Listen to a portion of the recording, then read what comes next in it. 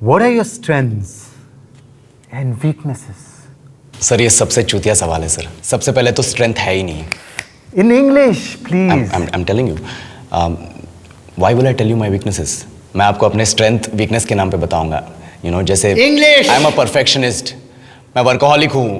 मैं innocent. English. Bank क्या लौड़े? ये क्या इंग्लिश लगा रखा है बे?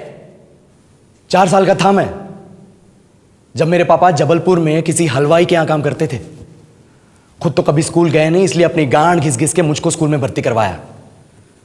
अब कहने के लिए तो वो इंग्लिश मीडियम स्कूल था, लेकिन साले हमारे टीचर लोग खुद हिंदी में बात करते थे। हमारे स्कूल के लड़के एक दूसरे से यो व्हाट्स अप डॉग ऐसे बात नहीं करते हैं। क्या भौंक रहा है तेरा लंडा आजकल है? ऐसे गले मिलते हैं। किसी तरह रट्टा मार मार के 10th तक पहुंचे तो पता चला कि जिंदगी में सफल होने के लिए एक ही तरीका है और वो है इंजीनियरिंग। सब यही कहते थे। माँ बाप, टीचर लोग, गली का वॉचमैन भी हमसे पूछता था, और भैया कैसी चल रही है आपकी तैयारी? भग बेंचो, तुमको क्या करना है? इसलिए हमारे स्कूल के बच्चे हम सब पहुंच गए बकरों की तरह। मैं IIT, मैं NIT। अरे जिस बच्चे ने अपने बाप को जलेबी तलते देखा है वो तो यही सोचेगा ना कि जिंदगी में पैसा ही सब कुछ है। I did not choose this engineering life, sir, and neither did this engineering life choose me. It was shoved down my throat by my teachers while my hands were tied to my back by my friends and my parents watched in silence. और English सुनेगा तू मादरचोद तो सुन।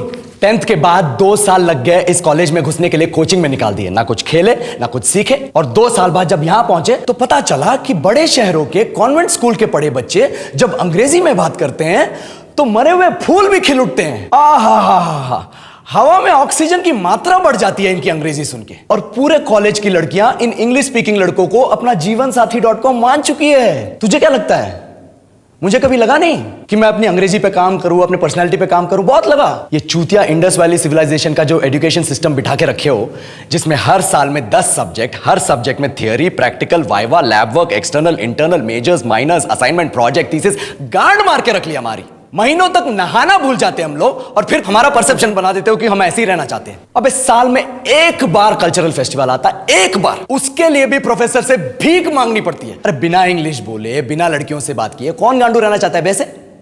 पर time कहां है कुछ सीखने के लिए? लगे पड़े हैं कोडिंग सीखने, 3 लैंग्वेज सीख रहे हैं, अलग अलग इंग्लिश छोड़ के। लेकिन जब प्लेसमेंट्स की बात आई तो सबको एप्टीट्यूड चाहिए, पर्सनैलिटी चाहिए, इंग्लिश स्पीकिंग चाहिए। It is not that we can not speak English, sir. We are just very conscious of our diction and our pronunciation and we are not confident to speak in front of anyone else. If the curriculum was a little bit diverse, if the engineering colleges in our country focused on our all round development instead of functioning like a goddamn factory that is just mass producing robots by killing their dreams and handing out degrees, I would not be sitting here in this pointless HR interview, the likes of which exist only in our country.